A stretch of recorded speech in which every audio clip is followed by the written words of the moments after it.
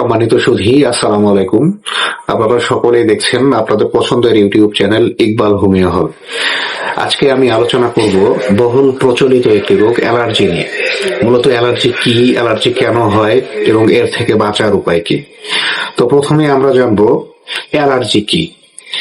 Allergy হলো আমাদের শরীরের রোগ প্রতিরোধ ক্ষমতা বা ইমিউন সিস্টেমের একটি অস্বাভাবিক প্রতিক্রিয়া।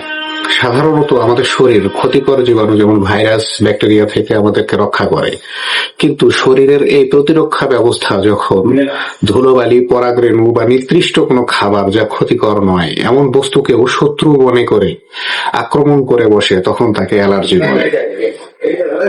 এখন আমরা জানবো অ্যালার্জি কেন হয়। যেসব বস্তুর কারণে শরীরে অ্যালার্জি হয় সেগুলোকে অ্যালার্জেন বলা হয়।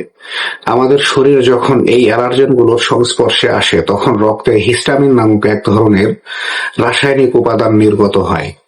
এই হিস্টামিনই শরীরে অ্যালার্জির উপসর্গ তৈরি করে। এখন আমরা সাধারণ কিছু অ্যালার্জেন যাতে আপনার অ্যালার্জি হতে পারে সে বিষয়ে জানবো। যেমন ধুলোবালি, ঘরের বা রাস্তার ধুলোবালি থেকে অ্যালার্জির সংক্রমণ হতে পারে। খাবার যেমন চিংড়ি মাছ, ইলিশ মাছ, গরুর মাংস, বেগুন, ডিম, দুধ বা বাদাম থেকে অ্যালার্জির সংক্রমণ হতে পারে। পরাগরেণু, বিভিন্ন ফুল বা ঘাসের রেণু থেকে অ্যালার্জির সংক্রমণ অনেকের হতে পারে। পোষা প্রাণী, যেমন আমরা বাড়িতে অনেকেই কুকুর বা বিড়াল লালন পালন করে থাকি, সেগুলোর লোম বা লালা থেকেও অ্যালার্জির সংক্রমণ হতে পারে।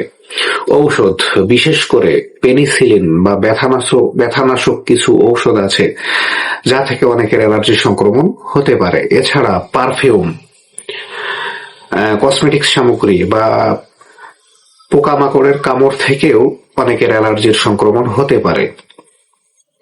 অ্যালার্জির সাধারণ কিছু লক্ষণ সম্পর্কে আমরা এখন জানবো। যেমন ত্বকের লক্ষণগুলো: চুলকানি বা চাকা হয়ে যাওয়া, চামড়া খসখসে হয়ে যাওয়া। নাক বা চোখের লক্ষণ, নাক ও চোখের লক্ষণগুলো হলো ঘন ঘন হাঁচি, চোখ চুলকানো, চোখ লাল হয়ে যাওয়া।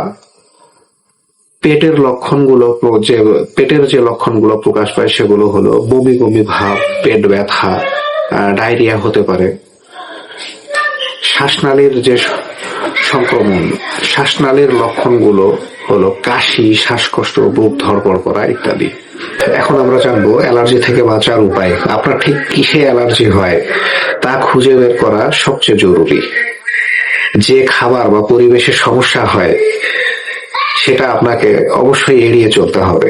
ঘরদোর পরিষ্কার পরিচ্ছন্ন রাখতে হবে। বাইরে বের হলে অবশ্যই মাস্ক ব্যবহার করতে হবে। হোমিওপ্যাথিতে অ্যালার্জির চমৎকার চিকিৎসা রয়েছে। এক্ষেত্রে রোগীকে অবশ্যই একজন ভালো চিকিৎসকের শরণাপন্ন হতে হবে। এছাড়াও রোগীর সচেতনতা রোগীকে অ্যালার্জির বিরুদ্ধে প্রতিরোধ ব্যবস্থা গড়ে তুলতে সাহায্য করতে পারে।